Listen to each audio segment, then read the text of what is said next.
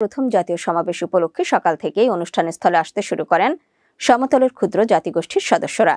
দেশের 12টি জেলা থেকে গারো, হাজং, মণিপুরী, বানাই, বর্মন, খাসিয়া, কোচ, হদি, ত্রিপুরা সহ 18টি জাতিগোষ্ঠীর প্রতিনিধিরা অংশ নেন এ সমাবেশে। প্রথমবারের মতো জাতীয়তাবাদী ক্ষুদ্র জাতিগোষ্ঠী দলের জাতীয় প্রতিনিধি সভা অনুষ্ঠিত হলেও এর আনুষ্ঠানিক পথ চলা 2007 সাল থেকে। পরে 2014 সালের 7 সেপ্টেম্বর এটিকে স্বীকৃতি ও অনুমোদন দেয় বিএনপি।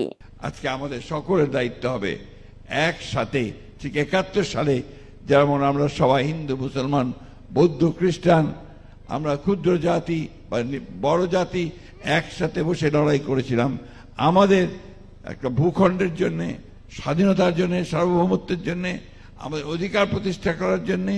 সেইভাবে আমরা আমাদের অধিকার রক্ষা করার জন্য, আমাদের সেই যে লক্ষ্য ছিল যে একটা স্বাধীন বাংলাদেশ গড়ার জন্য